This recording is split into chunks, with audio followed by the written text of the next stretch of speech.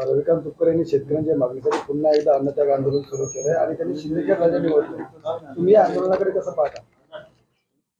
आमचा त्यांना शुभेच्छा आहे. शुभेच्छा आहे. त्यांनी आता बुलढाणा वगैरे शिंदे शुभेच्छा दिल्या.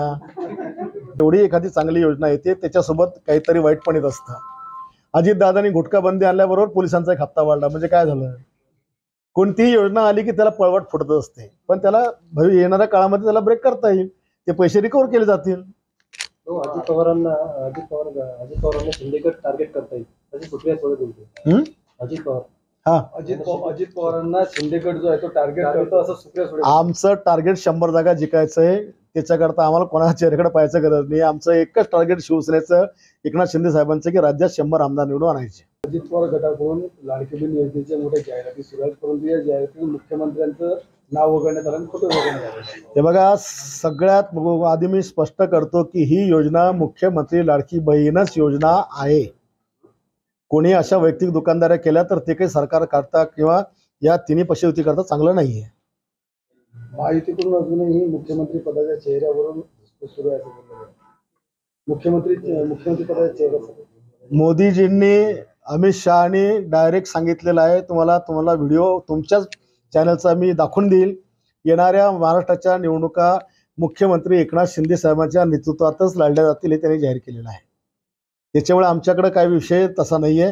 आणि आज तुम्ही पण बघता की एवढा रात्रभर फिरणारा, 18 तास काम करणारा मुख्यमंत्री या राज्याने कधी पाहिला नाही. आपल्याच बुलढाण्यात मुख्यमंत्री चौथ्यांदा आता येऊन राहिले.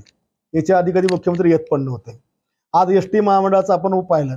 2.5 वर्षामध्ये 6 महिने त्या लोकांनी आंदोलन केलं. 300-400 लोक मेले, पण तेव्हाच्या सरकार किंवा मुख्यमंत्र्यांनी दखल घेतली नाही. या माणसाने लगे आमच्या मुख्यमंत्री ताबडतोब रात्री गेले. किती मागणी आहे तुमची? 5,000ची. ती कधीपासून होती? कालपासून. 2020 पासून 6,500 करून टाकले. ही निर्णय क्षमता त्यांच्यामध्ये आहे. एका मिनिटात प्रश्न सोडून टाकला. जयदेव आपटे यांना लपवण्याचा प्रयत्न केला गेला. कोणी कोणाला लपवत नसते. आता तुम्हालाही माहिती आहे, गुन्हेगारानं गुन्हा केला की सगळ्यात पहिले त्याला वकील सल्ला देते की तू फरार हो. ते फरार होतात, पण पोलीस के हात इतने लंबे होते की वो छुटता नाही. शेवटी तो पकडला गेला. आणि याच्यामध्ये जे काही राजकारण चाललेलं आहे 100% काही आवश्यकता नाही आहे राजकारणाची. कारण पुतळा बांधणं काही मुख्यमंत्र्यांना बांधला नाही, काही देवेंद्रजीनं बांधला नाही, का अजितदादांना बांधला नाही. सरकारची एक सिस्टीम असते. सरकारने कामं मंजूर करायची आणि शासनाने ती राबवायची. शासन म्हणजे हे अधिकारी कर्मचारी. या अधिकारी कर्मचाऱ्यांना निविदा प्रक्रिया करायच्या, यंत्रणेला काम द्यायचं. याला जबाबदार कोण असते? संबंधित जई असेल, कंत्राटदार असेल, डेप्टी इंजिनियर असेल, काही एक्झिक्युटिव्ह इंजिनियर असेल. हे सगळे त्या कारवाईमध्ये पात्र आहेत. याच्यात सरकार कुठं येतं?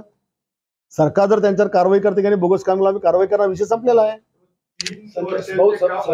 संजय राऊत असं म्हणतात की त्या जयदीप आपटेला वर्ष बंगल्यावर तर नव्हतं लपवलं एवढा दिवस, शंका त्यांनी व्यक्त केली. मग आमचं म्हणणं तुम्ही मातोश्रीवर लपून ठेवलं असेल. असं काही विनाकारांच्या काही गोष्टीला अर्थ असते का? तुम्ही सरकारवर प्रश्न विचारला आणि वर्षा बंगल्यावर अख्खा पोलिसांचा गराडा असतो, तिथे आरोपी कसं राहणार? त्यानंतर आता नितीश राणेंनी जे काही मुस्लिम समाजाबद्दल वादग्रस्त वक्तव्य केले, त्या संदर्भात मुस्लिम समाजाच्या भावना दुखवल्यात, राज्यभरात आंदोलन केली जातात. तुम्ही या वक्तव्याकडे कसं पाहता? माझं स्पष्ट मत आहे की अशा प्रकारे सामाजिक तेढ होणारं किंवा कोणाच्या भावनेला ठेस पोचणारं वक्तव्य कोणत्याही लोकप्रतिनिधी करू नये. आणि महाराज लोकांनी आपल्याला काय आपल्या समाजाचं ज्ञान द्यायचं ते ज्ञान त्यांनी द्यावं. दुसऱ्यांच्या समाजामध्ये झाकून पाहण्याची काही आवश्यकता नाहीये.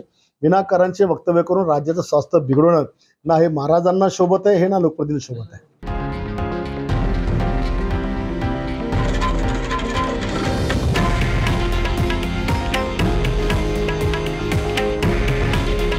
हे आहे देशातील नंबर 1 न्यूज नेटवर्क आणि आपण पाहत आहात TV9 मराठी. काळजी तुमची, हित महाराष्ट्राचं.